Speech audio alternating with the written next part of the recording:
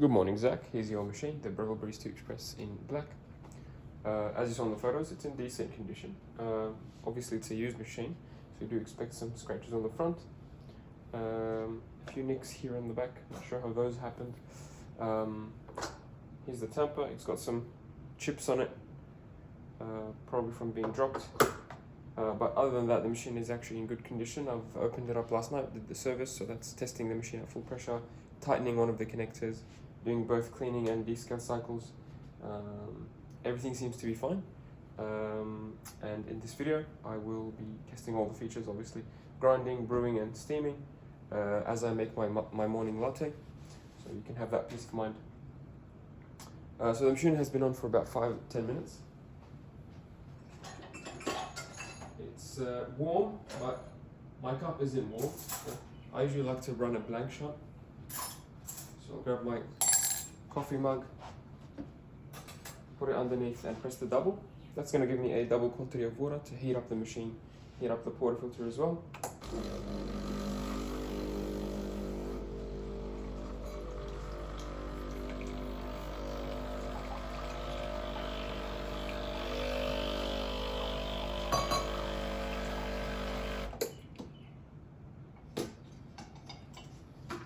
You can do that once, you can do it twice, it's up to you. Once should be fine. Move this out of the way. Then get a tissue and dry the portafilter before I grind. So as you saw in the photos before, the machine comes with, I don't know if I sent you photos, but it comes with 4 baskets. So we've got 2 singles and 2 doubles. This is the double shot single wall. It's actually the best one to use, I think, and it's the one that Breville recommends you use out of the box. The other ones are for like pre-ground coffee or reducing your caffeine intake. So I'll be using this one. It takes about 18 grams of coffee. I'm going to use my scale here to measure that, just to calibrate the settings for your machine, so that once you get it, it's like plug and play for you. Right.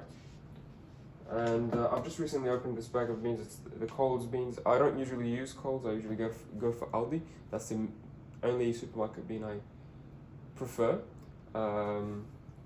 Usually because those are fresh. But Coles haven't been too bad in the past. So with grinding, I'm not sure if this is your first coffee machine or if you're experienced with this sort of thing. But basically, you have grind size, grind amount, and brew amount. So these things we're going to control to control our coffee. So grind size will control how fine or how coarse the coffee is. At the moment it's at number 2, so about 3 clocks from 0, so it goes all the way to 0. So it's fairly fine, but it should be fine enough hopefully. And if you needed to change this calibration, I can teach you how to do it, but I think it should be okay. At number 2 you probably won't have to go to 0 or 1, but we'll try at number 2 and see how we go. You also have the grind amount, and that's how long to grind for. The filter size will sort of double that if you want a single. If you want a double, it will double that. And the brew is how much water to give, or how long the shot is. Think of the grind size as sort of brew speed. If you have a very large grind size, you have a quick brew speed, meaning that when you brew the coffee, you'll get low pressure because the water will just flow through really quickly. There's no resistance to it. Whereas if you have a very fine grind size, for example, if you go all the way to 0, you'll pack so much coffee in here because it's so finely ground, and it's there's so little gap between the coffee that when you do brew it at 0, you get very little amount of coffee. You'll get very high pressure because there's so much resistance, and your shots will be smaller. So basically, think of this as larger means larger shot speed, if that makes sense. I usually put it on the single setting and put it at the 1 o'clock position, so I can reduce the mess and measure it halfway to see if we're on track.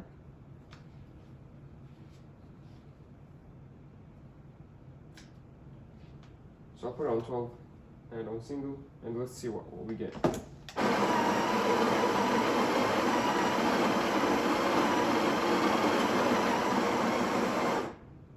That's my first dose. Remember, we were doing 18 grams, So this is exactly 9. I'm not even joking. So this is 9 exactly. What I like to do, because I'm doing it in 2 steps, press it with the tamper to make space for the next dose. And that's how you can reduce the mess. Otherwise, if you grind the full double shot amount in one go, what will happen is that it'll spill over sometimes as you're taking it out. That's why I prefer doing this single. So now, not as much spillage, which is good, just a little bit. So it's acceptable. Let's see how much we got there. 9.5. So I would say maybe dial it back to 11 o'clock, just so you can be around 18 or 17.5. Hopefully not too much. So this is fairly consistent, but like I said, half a gram difference is not too large. I'm gonna dial that back to 18 exactly, so we get the right amount of coffee.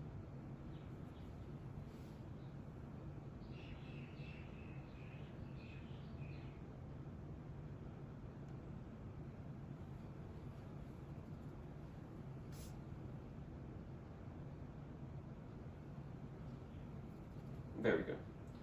Once you have the correct amount of coffee in there, before you press it with a tamper, just make sure you spread it around with your finger so that when you press, it's even all around.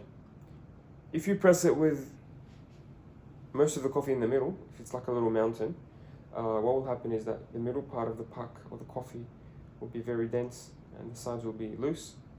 So you want it to be roughly identical, roughly flat, so you can get better even extraction.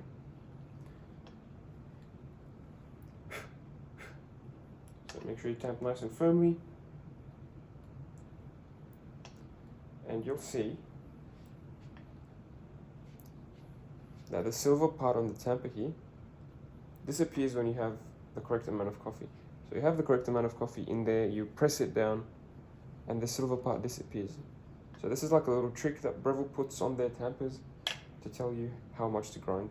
So if you don't have a scale, or if you're in a hurry, just grind, keep the settings, at least if you can have a scale in the first sort of few days as you're using the machine, just to calibrate and to set up the settings, that would be good. But yeah, in the future, you don't have to use the scale every single day, the scale to measure the coffee inputs and outputs. You can just use the settings that you set up in the beginning. But yeah, if you're in a hurry, just look at the depth of the tamper. If it's in there like that, then that's the right amount of coffee, and this is what it looks like. Also, make sure you clean the edges here. Lock it in. And now we're ready to brew. You also have a hot water tap here to measure the to make your espresso into a long black. So after you brew, if you add hot water, that's basically a long black or Americano.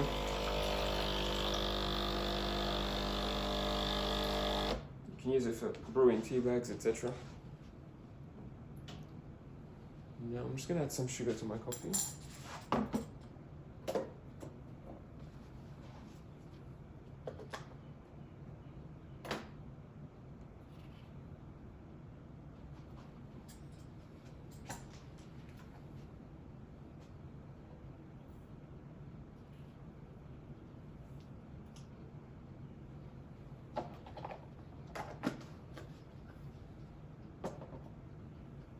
Awesome. Now we're ready to brew. The last piece of the puzzle that I'm going to be adjusting is the brew amount. So these buttons are programmable. It'll give you, I think, 60 mils of water and 100 mils of water. Those numbers don't correlate to coffee, so you're not getting 100 mils of coffee, you're just getting 100 mils of water. The amount of coffee will depend on what grind size you're using, what the beans are like, things like that.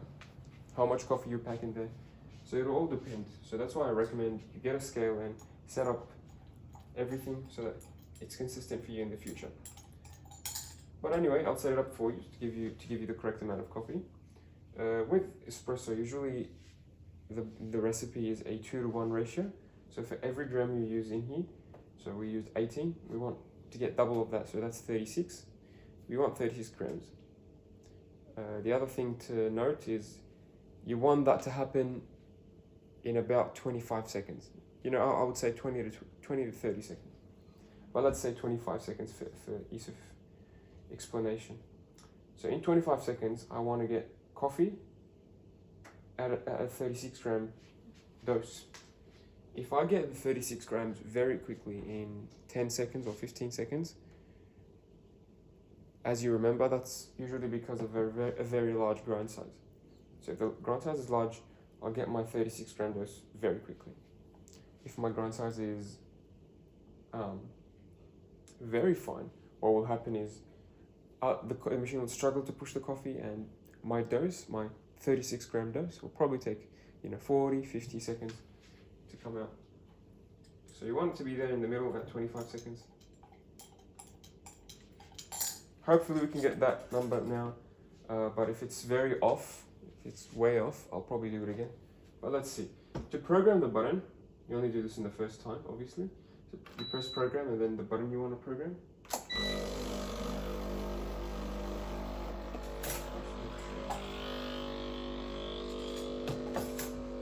Making sure I put my scale on 0.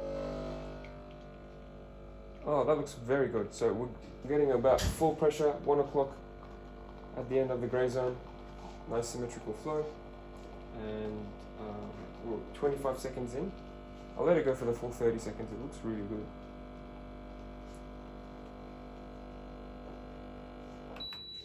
That's 32 seconds, 31 seconds.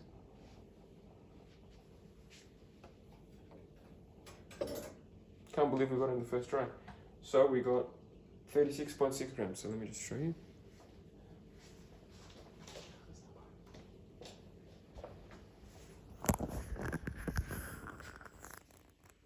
$36.6. No kidding. So that's we got lucky there, but maybe it's experience. I'd say that's a perfect dose for me. 31 seconds, 36 grams. So if you're using similar beans, I reckon keep the settings as is. Grind size number 2, grind amount on about 11 o'clock. This may give you less coffee than what I got, so this may give you 17.5, but better less than more, to be honest. Keep on 11 and use the double button with the double basket. This is the espresso part. Next, we'll just quickly clean. Take out the water filter and gently knock it into the nut box, and that's it. Give it a quick flush.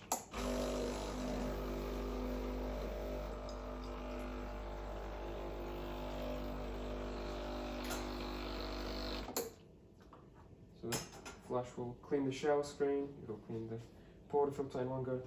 If you have a tissue laying around or a towel, it's nice to give it a quick wipe. Sometimes even after the flush, there's a bit of loose coffee in the nooks and crannies up here. And when you're done, lightly lock it in. You don't have to lock it in all the way to put pressure on the rubber seal. Just lightly, or you can just leave it like that. It's probably even better. Next, steaming milk. Turn on the steamer. It usually takes about 15 seconds to start steaming. In the meantime, I'm just going to fill my milk jug, or this is your milk jug, halfway with milk. I'm using cold, full cream milk.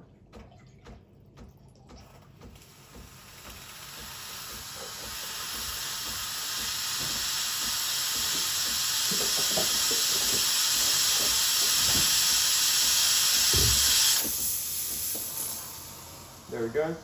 Turn it off. You have about 5 seconds to turn it back on before the machine cools down. Turn it back on.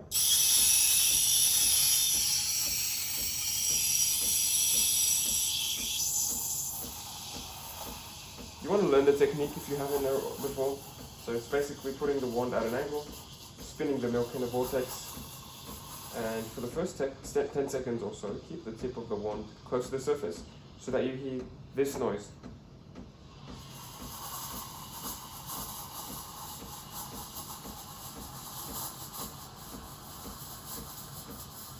That hissing noise means that you're injecting air into the milk, and when you raise the jug, you stop injecting air and the noise goes away.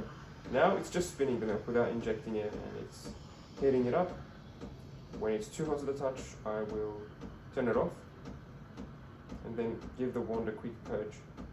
Now it's just spinning. Try not to move it around too much. Like I said, keep the wand at an angle, keep it close to the surface, close to the edge of the milk jug. And now it's too hot to touch, so turn it off. Give it a quick purge, just to clean the insides. And then grab a wet towel and wipe it. It'll now cool down.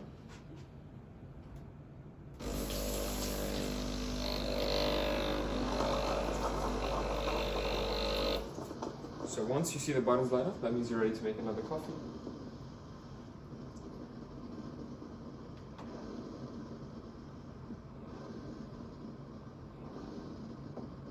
Always good to keep it clean to prevent any blockages, and obviously it looks nicer, more sanitary if it's cleaner. Yeah, if you forget to clean it,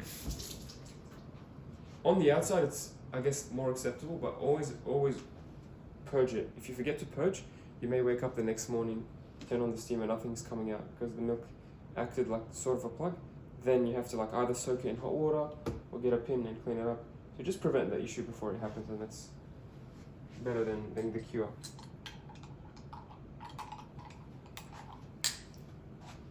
That's a very good shot.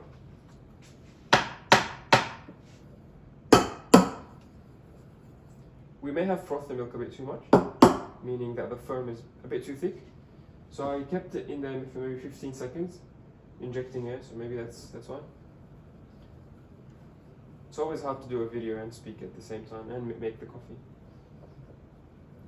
So what I'm doing now, I'm just spinning the milk around to mix it up. Then knocking the jug on the counter to break any big air bubbles.